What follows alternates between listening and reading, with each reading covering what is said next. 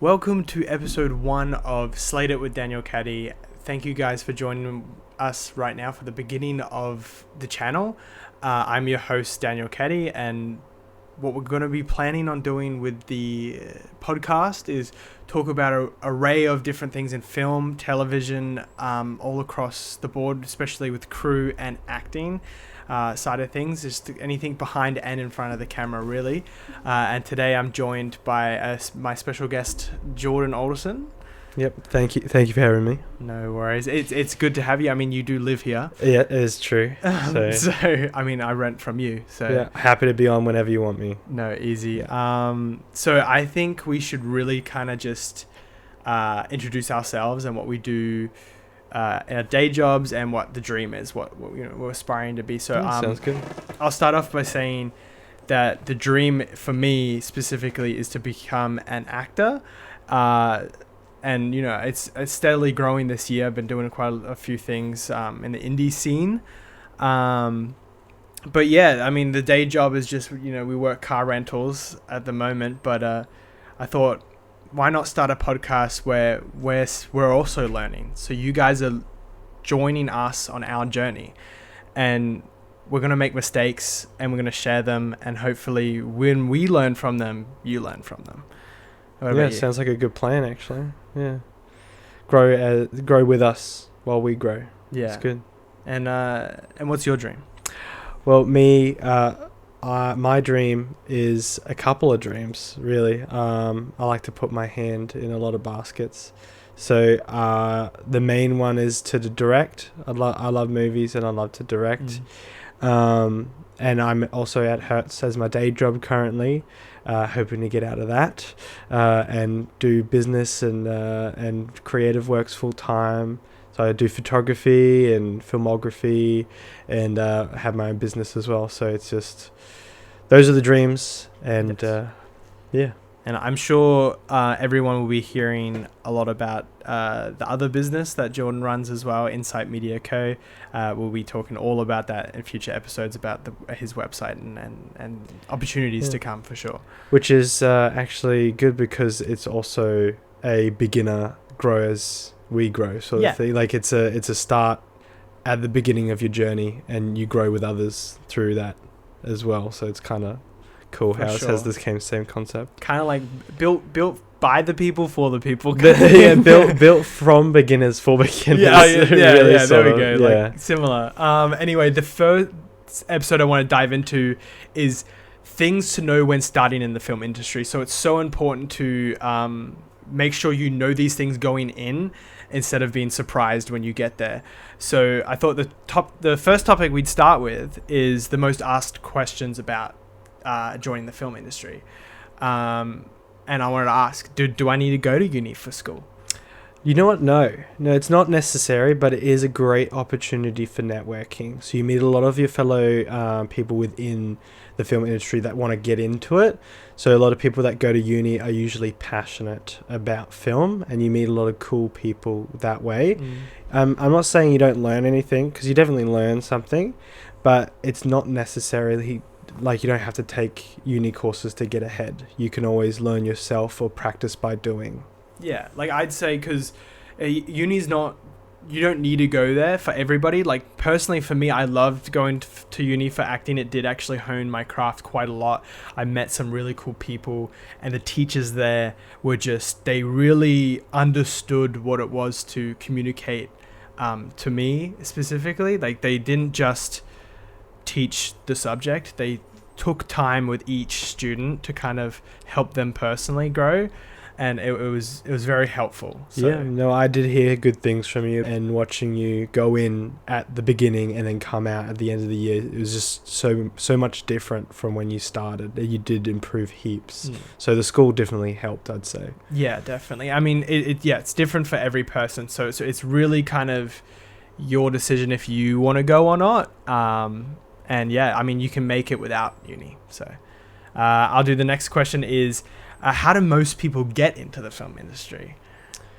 Well, they usually do by practicing. So you just keep doing it, and you get contacts. You meet other people that are also doing it. You go to film meetups and networking events, and you put your works out there into the world on social media, on YouTube, and in competitions, stuff like that.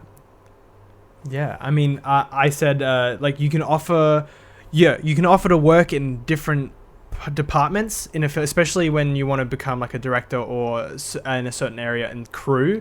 It's always just putting your hand up for the things that nobody wants to do, because you'll meet the directors, and if you get good connections with them, they'll start considering you for roles that you want, and start to actually ask you, hey, I have a new film, what do you want to do on it, kind of thing. Absolutely. It's the dedication, really. 100%. It's the it's all about the connections you make, honestly. That's very important. It's also the vibe you have as well. If you're not a decent person, then people aren't going to want to be around you. But if you're a kind-hearted person, and you just like make everyone feel good when you're around them, then they'll want to keep you around. Yeah, I mean, it's all about being nice. It's really not that hard. Just be a decent human being. Yeah. I mean, is it really that hard? I don't. Like, do people struggle with it heaps to be a decent person on set?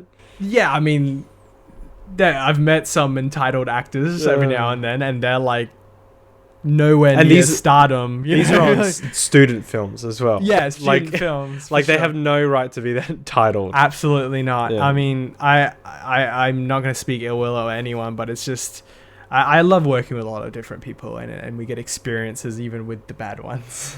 Yeah. But, so it's a win-lose sometimes. Yeah.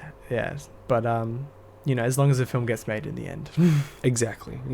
Creative works, sometimes masterpieces, are made through lots of mistakes and misfortunes sometimes. 100%. Do I need good equipment to make a good film? I would say absolutely not. You could have some of the worst equipment ever, and as long as there's an entertaining storyline, a good cast and crew that like are dedicated to help you do this, or even just yourself. 100%. Like if you just have some sort of simplistic script that you can do, and it's like a 5-minute short story, you do it in your house or something. If you have the skills and the determination, I think you could make anything with whatever equipment you have, even with just the sun.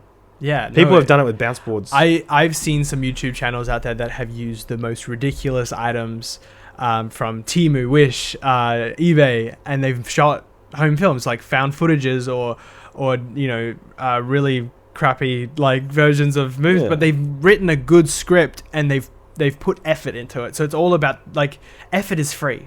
Yeah. Like, it's not that hard. Like, just put in your heart and soul into something, and sometimes it doesn't work out. Not everyone likes it. But and I mean, Netflix isn't going to reach out because of your, low budget short film, but it will get you started, and probably actually, who knows though? Because Smile happened that way. Oh, true. I mean, true. It wasn't a low budget, but like it was not high budget either. It was very short. But film. say zero budget, hardly any equipment. You do it yourself. There's still opportunities there, even if it's not big opportunities. I mean, you could, but I reckon most of the time it's just you'll get connections and you'll get people watching your stuff. It's a good starting point. Yeah, no, 100%. How do I get lead roles in film? Ooh, that one's a new question. I wanted to see how you reacted. Yeah, to that one. I don't think I have the answer to that one, because I mean, I've done auditions before, and usually I'll cast leading actors or actresses, but you need the experience. A lot of the times it's the confidence and the experience, and it is how you treat your fellow crew members. Yeah. So like when you're in that interview, and if you have the respect and you have, like, you've memorized the script. Yeah. And then you have this respect for the people in the room.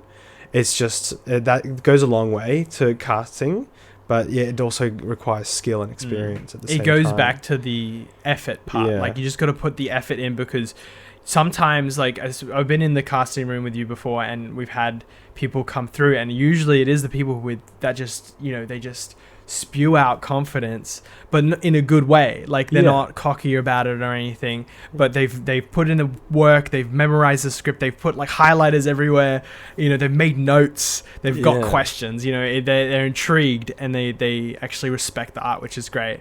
But the answer I kind of had to that question was, I'd say to get more opportunities with indie films and try and get in as extras where you can. A lot of actors are like, I'm not doing extras, like it's not gonna, you know, that's not gonna be good for me. But like some of the biggest names started in extras. Like it was crazy. I mean, pretty sure like Chris Hemsworth was like a very small role on like Home and Away or something. I think started, Really? I think that started out maybe as an extra role, and he probably got bumped up. I mean, I think Terry Crews was one that was an extra, and he got featured extra, and then he got huge from that. There's a couple of other guys. I don't fact check me. But yeah, no more opportunities and stuff like that. It's all about the people you know.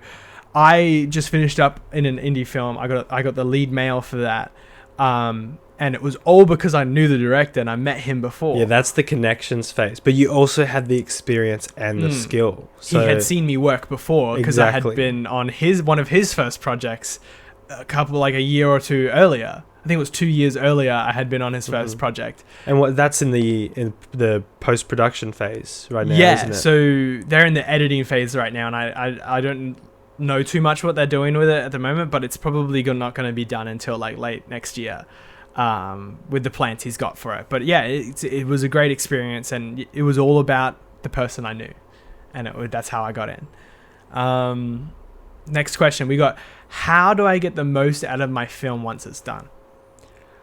There's so, like today's day and age, 2024, almost 2025, Yeah. we have so many platforms. We've got YouTube, we've got TikTok. We also have just online there's random websites out there that you could post short films to.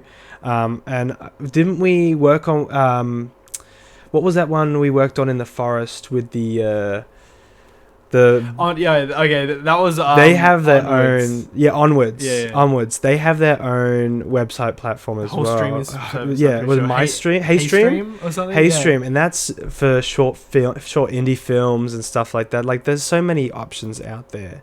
You just got to look, and also it does help to have connections as well, because they'll be like, "Hey, there's this website I love, and you can check that out." I mean, that's another thing with acting, because I was crew on that movie, and we did crew for like a couple of days here and there, and then last day of filming, Yeah. we got extra roles. They were like, "You want an extra Yeah, role?" you I'm wanna like, jump "I in?" don't act, but like, sure, I'll Yeah. jump in. That's fine." It's like, yeah, we'll put the makeup on you, and then last day we're in the last scene of the movie, one of the Yeah. last scenes. It was a great experience, a great film as well. Yeah. We're keen to see it. Is it done? I have no idea. I'm pretty sure they're still editing it. Seriously? It takes It does ages, take though, I know how long it takes to edit a film, but I was just surprised that it wasn't done yet. I mean, it is a long one, isn't it? How long has it been? When Oh, it's finished been it? like what, 4 months? Yeah, I'd say with the feature, because it's Because it was a long one. She said she's got it anyway. Yeah. Moving on. Yeah. So if you wanna make sure you're putting it out in front of as many faces as possible. What I think you forgot was film festivals. Oh yeah, well That's a huge one. I did mention that earlier. Yeah. but Networking events, film festivals, stuff Yeah, like yeah. that. But you want to get your film in as many film festivals as possible before you get it to YouTube, because they have rules in a lot of film festivals. that You is can't true. put With the it out bigger there. ones, true. Yeah, especially like the big ones. But yeah, if you're, Brisbane, Gold Coast based like we are, like we're based in Brisbane in Australia, if you haven't told by their accents anyway. But yeah, there's the Brisbane Film Festival, the Gold Coast Film Festival, the Brisbane International Film Festival. There's so many that you could put your film in front of, and so You can go international as well. Like Yeah. you can go to the Cannes, you can do Europe. 100%. Like Germany does one. They'll accept it as a foreign film, because obviously from Australia, if you're doing it in and Australia. some of them even offer like if you get in the top 5 like nominees, they fly out. Some of them. I'm not sure. Some of which the ones. probably the bigger ones that Yeah. make a bit of money. Yeah, they usually fly like you and a. But like, couple of not go too far ahead. Like, No. just submit your works. Maybe people will see it. It might not get nominated, but somebody would have seen it to credit it. Yeah. But at least at least somebody saw it. Yeah, at least if you put your film in enough film festivals, people are going to start recognizing your name. Be annoying as well. Like just spam email these people with scripts or like with ideas for films or even the films themselves or short snippets. Get it vetted by a friend first. Oh yeah, Have you them don't read want it. you don't want to send them trash. Like, No. you want it vetted by other people, maybe friends or family. Someone who's going to be brutally honest. Yeah, sibling. Do it to a sibling because they're gonna be honest. They're gonna tell you the truth, not gonna sugarcoat it. So, for sibling, vet it. If you don't have a sibling, talk to your mum and dad about getting Whoever's another. going to be stricter, I guess. Yeah. But anyway, I think we'll move on to the second topic, which is just steps to setting up. Like, what do we need to start with? And how you need to start as an actor is something that first off, you need to at least get a camera, phone, have a friend, read some scripts, and just get a portfolio together. Pull out some action scripts from your favorite films and stuff. Pick things that you think you're capable of doing in different genres and put them together as a showreel scene. It doesn't need to be top tier Hollywood professional showreel. No. As long as you've got something that showcases your abilities. That's all you really need to get started. That's your job. You don't need to be good at lighting or good at staging or anything like that. That's not your job. You need to show off your acting skills. If that's what you want to do, you just show off that part. Nothing else needs to be perfect. As long as you got, even if you don't have like nice lights, like go find a light in your room to go stand like in a good spot so there's no shadow on the wall and stuff. Just put your passion into it, and it will show on camera. And whoever you're sending it to hopefully likes it. And yeah, just make sure you get it in different genres as well in what you're kind of hoping to achieve. Now networking. You know all about networking. Networking is my field. Yes. I'm not even that great at networking, but I'm great at setting up opportunities for other people to network. Yeah. So that's what I'm all about, is doing events, hosting... Yeah, just like group events or even workshops for people to just meet up and mingle and get to know each other or even work on something. Like that's mainly for the photography is the workshops, but the networking events we did a film festival. It was just a local small one. We did a games event sort of thing where we got people in groups and they got to mingle with people that they may have not reached out on their own if it was just a pure networking event. Yeah. Like those are the things that at Film Projects Brisbane or Insight Media Co. that is what we would do. We host those events. Those are opportunities for people in the creative industries. But other than that, just seek out for yourself any opportunities for networking. It could be the workshop or an event or even just like a dinner, like a catch up, creatives over dinner or something. I don't know who would host that, but I mean, because we do try and organize some like meetups and stuff, because you did those first 2-3 ones were really good. The first one was a good turnout. I've had a lot of people keep asking me like when the next one is. So, but you're just taking a break at the moment. We'll get back to it. Yeah, well, the website is up. I'm sorting out legal, but once that's done, we'll start doing more events because I've been swamped myself, and nobody has really volunteered to take up the reins on doing events. But I was happy doing the events. Yeah. I want to get back into it. You don't exactly have like a crew, so it's kind of just you. It's just and your me. business. So it's a lot of work and it is tiring, but I love doing it, and I'm gonna get back to it. So 100% gonna have more events come out. But yeah, no. And networking side for me is I love networking because I get amongst the people and I talk to everybody. Actors are a people person. Well, we have to come up to you because you're not going to come to us, are you? No, the filmmakers, they're going to be in a corner somewhere talking like just one. theories, movie theories.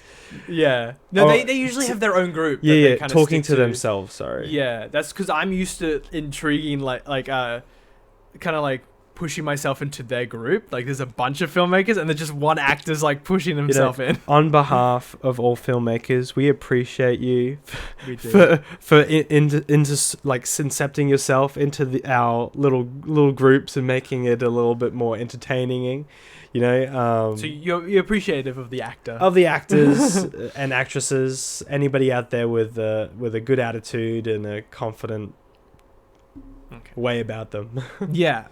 So the next step would be classes, especially for acting. You want to make sure you're always trying to improve. Going to classes, whether it be a two day class, a couple like 1 day class, or 6 week course, stuff like that. Make sure you're always trying to improve a certain area. Where if it's Meisner or something like that.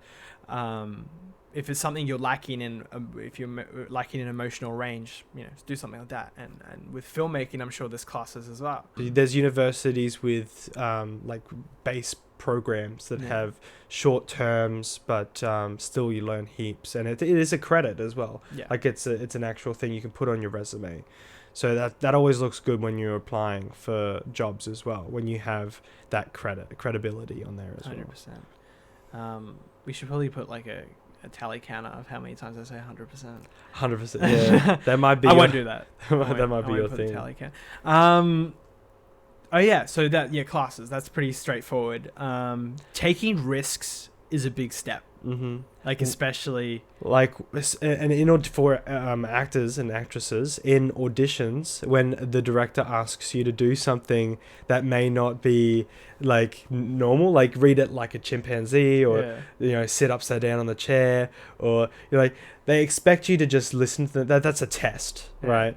So you need to take that risk, and you just need to act silly. You just like gotta embarrass yourself. Really. I remember being told that for the first time. Like I got told to do an accent that was not required for the script at all, and I just did it.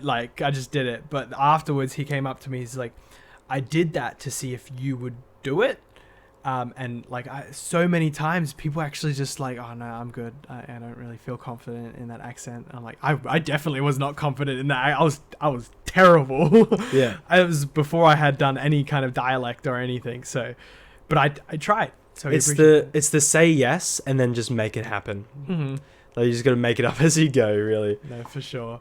But taking risks. Just if you need to drive a couple of hours to the audition, just go. I mean, like sometimes you might get it. Yeah, chuck on the Slate It with Daniel Keddy podcast and just head over to your audition. Yeah.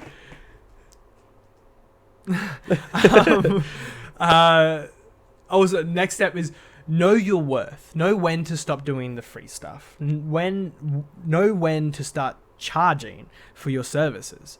A lot of people kind of just keep doing the free stuff. And they just expect one day that someone's going to pay for them. And also what's important is never go, how much do you think my time's worth? Yeah. Never, whatever your budget is. Like you have to set a price, because if you don't, then whoever you're getting employed by is going to not be as confident in your ability. Yeah. Yeah. Like you got to be like, once you've don't do it before you have done anything. If you've got no experience, do those free things, get them experiences up. But just learn when to stop doing the free stuff.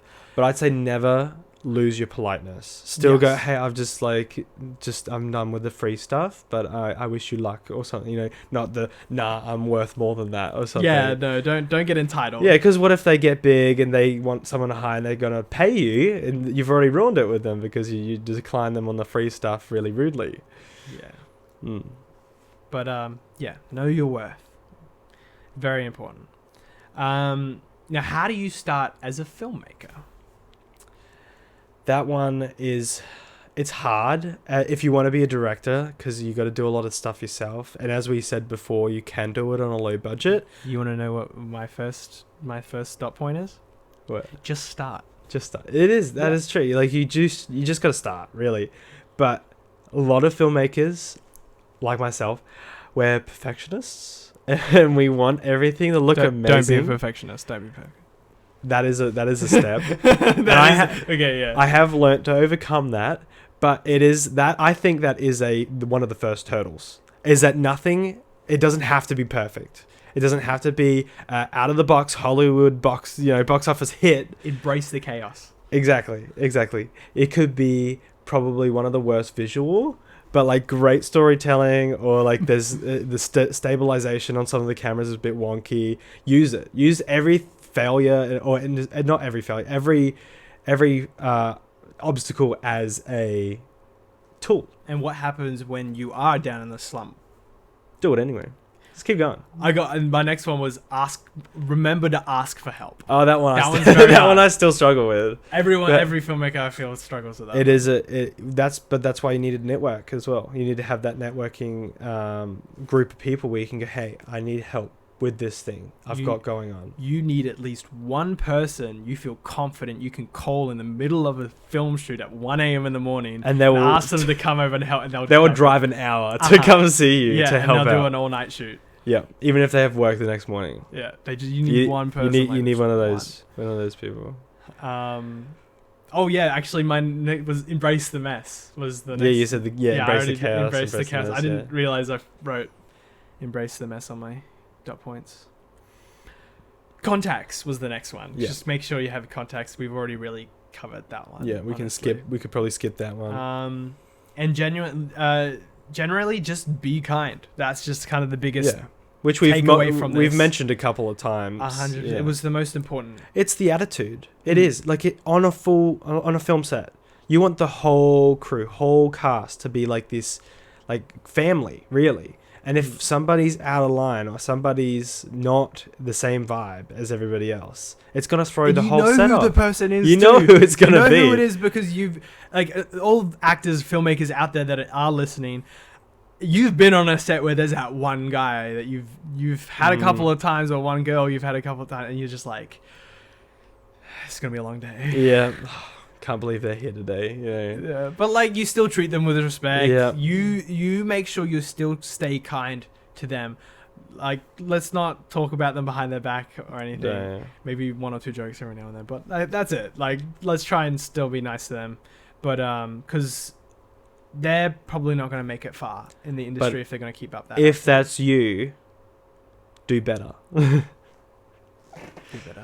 better. Stop taking all the snacks at the snack table. It's ridiculous. Save some for the rest of us. All right. I think that wraps it up for the first episode of Slate It with Daniel Caddy. Already. Wow. I mean, it's great to finally be here finishing the first episode. I've got a lot planned for the future. So everyone listening and watching, you have to stay tuned for the next, 20 years. You guys, if you want to make it in this industry, you need to subscribe and continuously, regularly, ritually watch these videos. That reminds me. Everybody right now, can you just click that subscribe button and that bell icon, please, if you want to continue to learn with us and make mistakes with us, please. Become part of our Slate It family. And if you want to watch the setup of the desk and the whole setup we've got here, you can click the video that's probably going to pop up on screen. You can click that one. But that's Slate It. We'll see you in the next one. See you guys.